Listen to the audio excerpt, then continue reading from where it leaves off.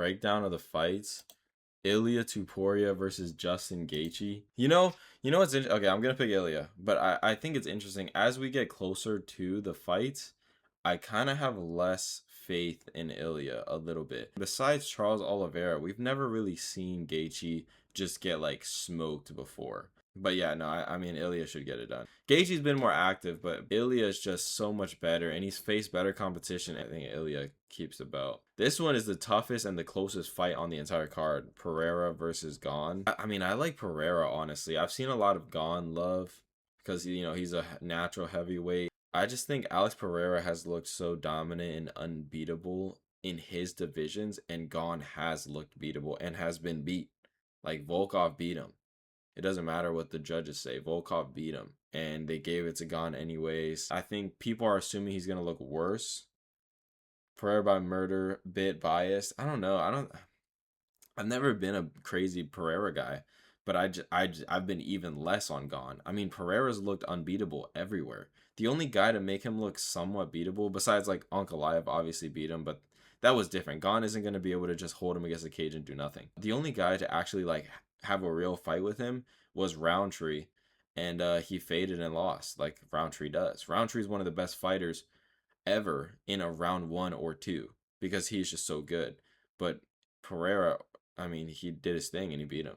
Gane has looked beatable so many times. I think this is Pereira's fight to lose. And at a 50-50, I like Pereira. This one is the most lock of the locks. This is the one of the all-time locks right here. Sean O'Malley is not losing this fight. He's just not. He did not beat Song Yadong, and they gave him the decision. And I bet on Sean O'Malley there. But I literally was like, if the fight's close, they're going to give it to O'Malley. And guess what? Song Yadong won that fight, and they gave it to Sean O'Malley. Sean O'Malley did not beat Peter Yan. That fight was close, but Peter Yan won that fight, and they gave it to Sean O'Malley. On the White House lawn, he's from Lebanon. Zahabi is going to have to murder Sean O'Malley in cold blood for the fight to go Zahabi's way. If this fight is somewhat competitive, then it's going to go to O'Malley. In front of Trump, they're going to say, winner, Ayman Zahabi? Hell nah. Hell nah. Minus 400 is not enough. Sean O'Malley's got that shit in the bag. This one's interesting, but I have to go Hockett. He's a minus 300, but Hockett, the main thing with Lewis is he's a gasser and he quits. He quit against Waldo. Hockett just went to war with Curtis Blades. Absolute war. Derek Lewis doesn't have the dog in him that Blades does, and Hockett still outdogged Blades. So if it's just straight up, this guy's a dog, this guy's not a dog. That's straight up what it is. Hockett has better wrestling, and he's more technical. So like, Lewis is literally just power. He's literally just a ball of power. This one's an easy one too. I mean, Rufy should do good work against Chandler. Chandler has not looked good in a long time, and Rufy's in the prime of his career.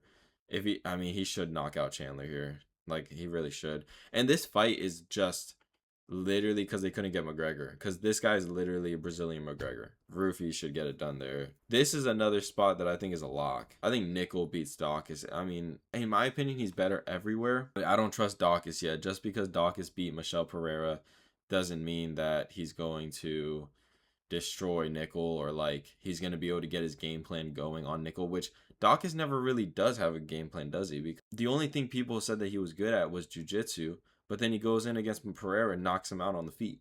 So even though that looks impressive, and it is impressive, Michel Pereira has looked like ever since that fight. He hasn't really beat anybody good. Bo Nickel has already beat really good people, and he's improving. This one is a really tough one.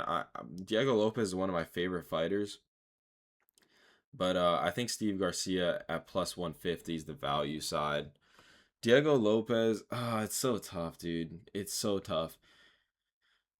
Diego Lopez, there's so many holes you can poke into Lopez, because even though I love that he was able to finish Jean Silva, he beat him very bad in the first round, but in the second round, Silva was getting his reads going, and he was kind of beating up on Lopez, and that fight was going towards a Silva. Silva might have been able to get him out of there in round 3. At the end of round 2, Silva was on his ass, and that's why he got caught with the spinning elbow, but it was because he was on Lopez's ass. Steve Garcia is more measured. He doesn't just go in and like knock people out. Like he does knock people out, but like that's not his main thing. He's not just going in to knock you out. He finds the finish and he gets it. I think if Lopez wants to win this fight, he has to grapple, he has to wrestle, and really implement that game plan and just show veteran. And he can do that. He tried against John Silva. He can do that. I don't trust him as a minus 180 is the problem. So I think at the value side to me is Steve Garcia, longer guy, taller guy. I think it's Garcia, dude, and it sucks because I love Diego Lopez, but I think it's Garcia. That's the easy money.